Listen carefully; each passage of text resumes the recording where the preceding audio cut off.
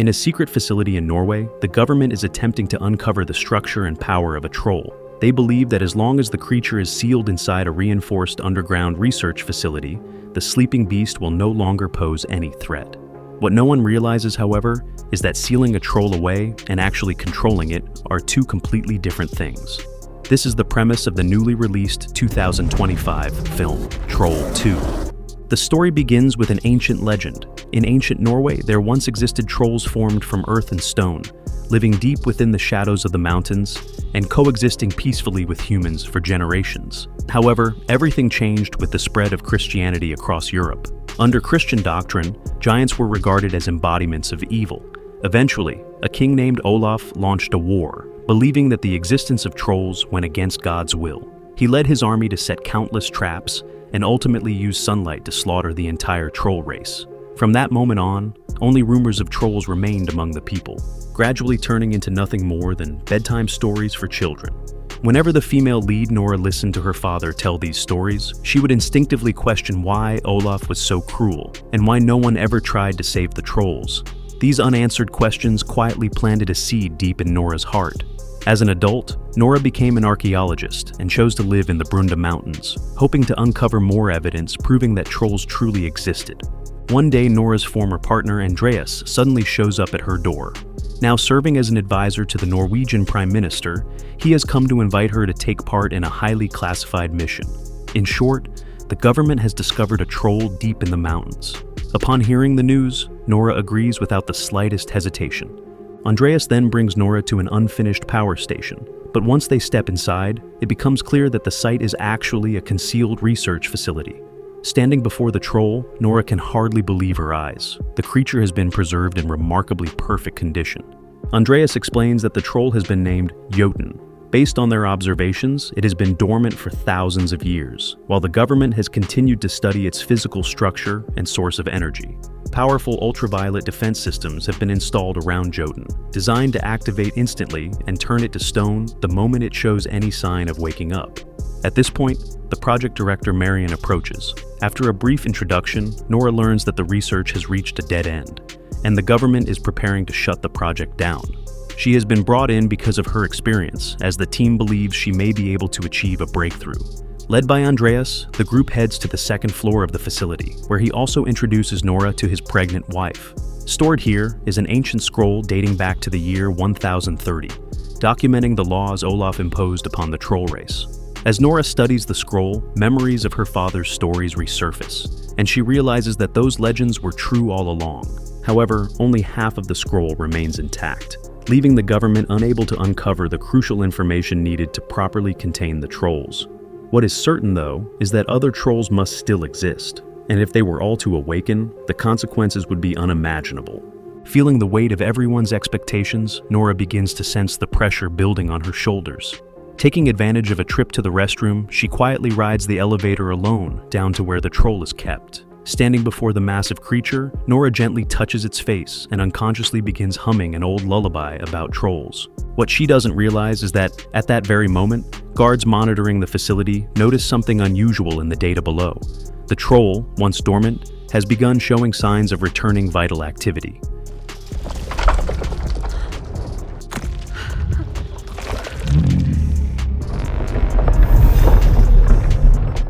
At that moment, everyone who heard the commotion rushed out. When they saw the troll suddenly awaken, they were all stunned.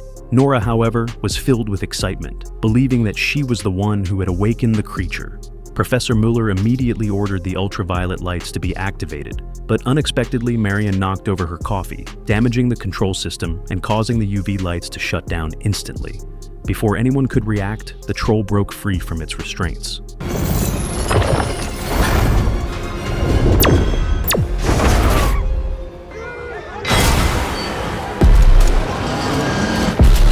Fortunately, the elevator provided enough protection, and Nora was not seriously hurt. As the massive creature came to life, the laboratory staff scattered in panic, and one unfortunate worker was crushed into a bloody pulp under the troll's foot. Andreas and the others fled down the stairs, and just as they made it outside, the troll burst out from underground. Instead of attacking them, it turned and headed straight toward the city. News of the troll's escape quickly reached the military. To prevent an even greater tragedy, the Prime Minister arrived at the scene immediately. Nora believed the troll showed no signs of aggression and was simply looking for a quiet place to live.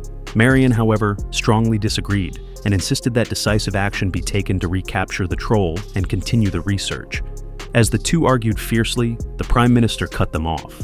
His priority was the safety of the Norwegian people, and he promptly ordered the Chief of Staff to eliminate the troll. Hearing this, Nora had no choice but to accept the decision, despite her frustration. Several hours later, Captain Christopher prepared two armed helicopters, each equipped with high-powered ultraviolet lights mounted on both sides, ready to eliminate the troll in a single strike. At the same time, at a ski resort, a group of skiers were celebrating wildly. Just as they were having the time of their lives, the ground suddenly began to shake. At first, they thought it was an earthquake, until the roof of the bar was violently torn open by the troll. However, the young people showed no fear at all, and even pulled out their phones to start recording. Enraged by their disregard, the troll grabbed several of them and stuffed them into its mouth, devouring them. Only then did the rest realize the danger and begin fleeing in terror. At the same time, Christopher and his team arrived by helicopter. Seeing the troll devouring people, he immediately activated the ultraviolet lights. The moment the beams hit, severe burns appeared across the troll's body. Just as Christopher prepared to launch another attack, the enraged troll ripped up a steel support pole from a cable car and hurled it at the helicopter. The aircraft spiraled out of control and crashed into the fleeing crowd, triggering a massive explosion. Furious, Christopher prepared to deliver a final strike, but Nora and the others managed to stop him in time, narrowly avoiding total annihilation. The troll did not pursue further, instead turning around and walking away unchallenged, while government reinforcements arrived far too late. Faced with bodies and wreckage scattered across the ground, Nora still stood by her belief. She insisted that the troll was only seeking a peaceful place to live, and that humanity's insistence on destroying it would only lead to even greater tragedies. Marion responded with cold sarcasm, telling Nora to spare them her misplaced compassion. At that moment, Nora suddenly came up with an idea. She knew of someone who could communicate with the trolls. Under her guidance, the group traveled to a cave filled with massive wooden stakes. This was the very place where Olaf had once set a trap and killed the Troll King. What Olaf never knew was that the Troll King's child had been hiding deep within this cave all along. As they talked, the group reached the edge of a cliff. Nora picked up a stone and began tapping it against the ground in a steady rhythm. Before long, a massive troll prince emerged before them, startling Andreas. Nora quickly reassured everyone that the troll would not harm anyone. In fact, during her years of research, Nora had not been empty-handed. She had discovered the troll prince in this region long ago, but deliberately kept it hidden out of fear that the government would find out. Over the years, she not only befriended the troll, but also learned the language of the troll race. Now, through physical contact, Nora conveys everything that has happened, hoping that communication can prevent Jotun from continuing to harm humans. Not long after, Nora and the others arrive at a route that Jotun must pass through. Nora raises her hand and fires a signal flare, trying to stop Jotun from moving forward. Moments later, the Troll Prince emerges from the snow, attempting to communicate with Jotun. However, Jotun is unable to let go of the hatred in his heart and cannot accept that the Troll Prince is speaking on behalf of humans. Enraged, Jotun stomps down and shatters the ice beneath them. Seeing this, Nora immediately runs to the side, but the Troll Prince has no time to escape and falls straight into the icy water below. After all, it is still just a child and has no strength to resist an elder troll. Before long, it completely disappears beneath the frozen surface. At this point, Jotun turns his attention to the helicopter. Fortunately, the group reacts quickly and manages to board it in time.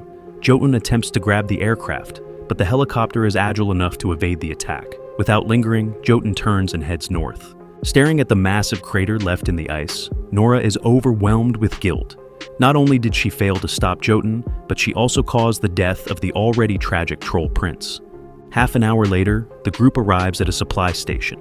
As Nora is explaining to Marion how she is able to communicate with trolls, a gust of wind suddenly blows the map off the table. When Andreas picks it up, they realize that Jotun's path looks strangely familiar, almost identical to Norway's ancient pilgrimage route. This leads them to believe that Jotun's destination is likely Nidaros, modern-day Trondheim, the place ruled by Olaf 1,000 years ago. At that moment, Nora suddenly realizes something. She opens her father's notebook and connects the history of the Troll Massacre with the ancient scroll displayed at the research facility. From this, she concludes that Jotun's true goal is revenge. Without hesitation, the group rushes to Nidaros Cathedral. The caretaker there has already been waiting, and because she was a close friend of Nora's father, she wastes no time and leads them straight into a secret chamber beneath the church. According to legend, Olaf's tomb is hidden there, yet no one has ever truly found it in over 1,000 years. After searching the chamber, they identify the most likely place to conceal clues. Andreas notices subtle signs of repair on a mural and reaches out to examine it, accidentally dislodging a stone. This suddenly reminds the old man of the 3 wounds recorded before Olaf's death, on his thigh, his abdomen, and his neck. Following this logic, they indeed find 3 matching holes in the mural. Nora grabs a nearby torch, inserts it into one of the holes, and twists it forcefully, triggering the sound of hidden mechanisms. They then place 2 more torches into the remaining holes and rotate them. A massive stone slab falls away, revealing a dark passage behind it. Inside, a stone coffin holds the remains of Olaf. Inside the chamber, they discover large amounts of water surrounding the coffin. Carefully making their way through, they open it and find the king's body inside. Hidden beneath his clothing is the missing half of the ancient scroll. Nora carefully retrieved it and immediately sent the data to the research facility. After comparing the 2 halves, the full truth is finally revealed. It turns out that after ordering the massacre of the trolls, Olaf was quickly consumed by regret. He came to believe that humans should not have destroyed the troll race, but instead should have given them a peaceful home. Although he was king in name, Olaf was in fact a puppet controlled by the church. For defying its orders, he was silenced and made a scapegoat. With this, Jotun's true motive becomes clear: to destroy the church stronghold known as the Heart of Norway. The reason humans were able to slaughter the trolls back then was because of the power of holy water. Hearing this, Nora immediately tests it with a dagger. Once coated in holy water, the blade easily slices through the sample in her hand. However, the amount of holy water they have is far from sufficient. At that moment, the old man recalls the water collected inside the coffin. It is the legendary St. Olaf's spring, which holds the same properties as holy water. Upon hearing this, Christopher and Marion immediately begin organizing their forces, transporting the holy water and loading it into various types of munitions, preparing for a final, decisive battle against Jotun. Meanwhile, Jotun is approaching Trondheim, and reports of its destruction have already spread across the world. Everywhere the troll passes is left in ruins, prompting the government to organize a mass evacuation of civilians. By the time all preparations are complete, night has fallen. Soon after, Jotun appears in the city center, and the waiting Andreas and his team immediately ring the church bells. The piercing sound causes Jotun to clutch its ears in agony. Seizing the opportunity, Christopher immediately orders the ground forces to attack. Shells and grenades rain down on Jotun, but the barrage fails to cause any real damage and instead only fuels its rage.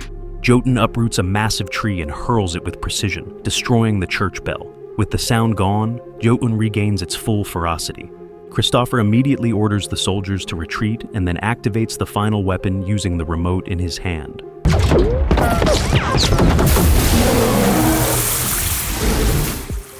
However, perhaps due to Jotun's skin being hardened over 1,000 years, the scattered explosions of holy water barely affect it. Seeing this, the group begins to withdraw.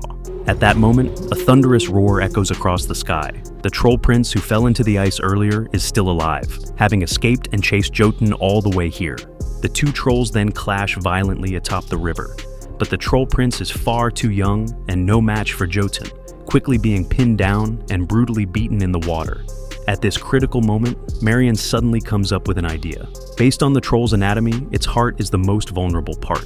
If holy water can be delivered inside its body, it might have an unexpected effect. Inspired by this, Andreas realizes that Jotun constantly roars with its mouth wide open, giving them a perfect opportunity. If they can drop the holy water directly into its mouth from above, it might work. By chance, they happen to have only one final barrel of holy water left. With Christopher's help, they pilot the helicopter toward Jotun. Nora and the others use grenades to distract the troll, but because the barrel wasn't secured, it slips loose during a turn. At the critical moment, Andreas manages to grab the holy water, but the detonator falls away.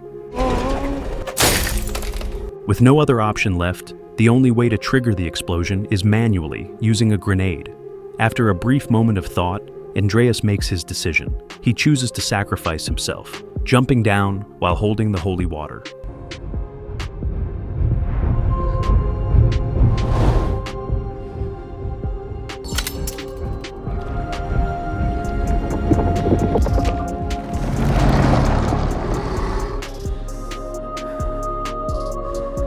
With a dull explosion, Jotun's body begins to shatter instantly. Seizing the chance, the Troll Prince rises and rips Jotun's heart out with a single blow.